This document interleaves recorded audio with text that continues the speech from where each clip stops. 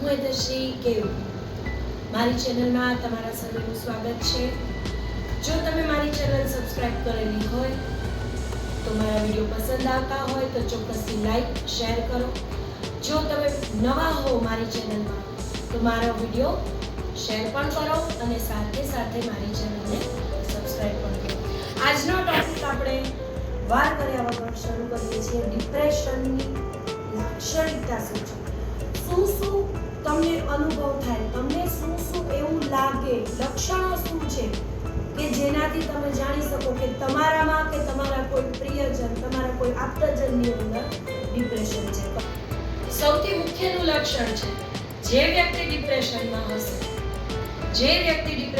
હશે એ કાં તો મોટે ભાગે 24 માંથી ઓછામાં ઓછા 17 કલાક ઉપર 10 કલાક તો ઓછામાં ઓછા ગણી લેવાના કે જે સૂતી રહેશે, અને જો સૂતી નહીં રહે એટલે કે વધારે નિંદ્રા લેશે। જો નિંદ્રા વધારે નહીં લે તો એ જાગ્યા કરશે, એને રાતના નીંદર નહીં આવે, નીંદર ચાલી જાવી કે નીંદરનું વધુ પડતું પ્રમાણ થઈ જાય, એ પહેલું લક્ષણ છે ડિપ્રેશનનું। બીજું લક્ષણ છે જે વ્યક્તિ ડિપ્રેશનમાં હશે તે કોઈ પણ જે કારણે એને ડિપ્રેશન પહોંચ્યું હશે, જે કારણે એ ડિપ્રેશનમાં છે, ઈ વાતની ચર્ચા, ઈ વાત વિશે ચર્ચા એ વારંવાર કરશે, રિપીટેશન કરશે। એ જણાવશે નહીં કે આ વાતની મને ચિંતા છે, આ વાત મને ખટકી છે, આ વાત મને દુઃખ છે કે હર્ટ થયું છે, પણ ઈ વાતની ચર્ચા એ વારંવાર કરશે, રિપીટેશન કરશે, કોઈ પણ એક વાતનું એ રિપીટેશન। ત્રીજું લક્ષણ, જે કોઈ વ્યક્તિ ડિપ્રેશનમાં હશે એ પોતાના કામની અંદર જ રહેશે। બહુ બોલતી હશે ને જે વ્યક્તિ, એ વ્યક્તિ મૂંગી થઈ જશે, અને જે વ્યક્તિને બહુ જ બોલવાની ટેવ નથી ને સાવ મૂંગી રહે છે, એને બોલવું નથી ગમતું, એ કારણ વગર હસ્યા કરશે, કારણ વગર વાતો કરશે અને પોતાના કામમાં જ રહેશે। મોટે ભાગે જ્યારે કોઈ આજુબાજુમાં હશે કે નહીં હોય, મોટે ભાગે ઈ કા મોબાઈલ જોયા કરશે, કા લખ્યા કરશે, કવિતાઓ લખશે, કા ગીતો સાંભળ્યા કરશે, ડાન્સનો શોખ હશે તો ડાન્સ કર્યા કરશે, અને કોઈ જોવે છે કે કોઈ માણસો એક બે ભેગા છે કે આપણી પાસે કોઈ આવે છે, બેસે છે, તો એની આગળ મેં કીધું એવી રીતે પોતાનું વ્યક્તિત્વ હોય એનાથી અવળા વ્યક્તિત્વનું વર્તન કરશે।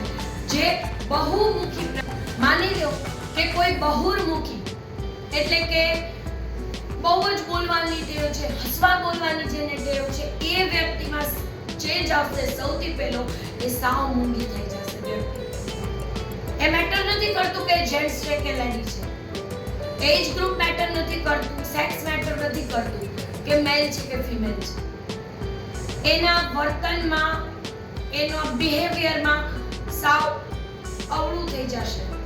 જો એ સાવ મૂંગું હશે, એને બોલવું નહીં ગમતું હોય તો અચાનકથી એ બધાની હારે વાતો કરવા મળશે, બધાની હારે હસીને વાતો કરશે, તો આ ત્રીજું લક્ષણ છે કે એ વ્યક્તિ ડિપ્રેશનમાં છે। ચોથું લક્ષણ છે કે શાંત વ્યક્તિ હશે કે ગુસ્સાવાળી વ્યક્તિ, ગુસ્સેલ વ્યક્તિ હશે, એને નાની વાતમાં ગુસ્સો આવી જતો હશે, કોઈ પણ પ્રકારનો સ્વભાવ હશે એનો, પણ જે વ્યક્તિ ડિપ્રેશનમાં હશે એ આટલી વાત પણ સહન નહીં કરે, એને ગુસ્સો આવી જશે, તુરંત એ વ્યક્તિ ગુસ્સે થઈ જશે, એને નાની વાતમાં ચીડિયાપણું આવી જશે, નાની વાતમાં એ ગુસ્સે થઈ જશે।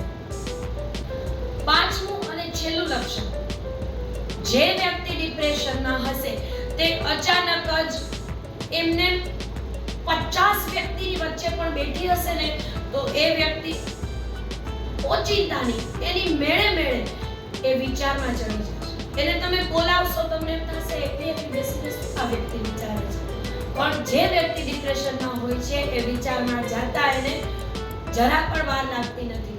જો તમારામાં કે તમારા કોઈ સગા સંબંધીમાં કે તમારા કોઈ આપ્તજનમાં આમાંના કોઈ પણ લક્ષણ જણાય તો તુરંત ડોક્ટરનો સંપર્ક કરો, માનસિક રોગના નિષ્ણાતનો સંપર્ક કરો, એ ડિપ્રેશનમાં હોઈ શકે છે જો આ 5 લક્ષણો હોય। નમસ્કાર।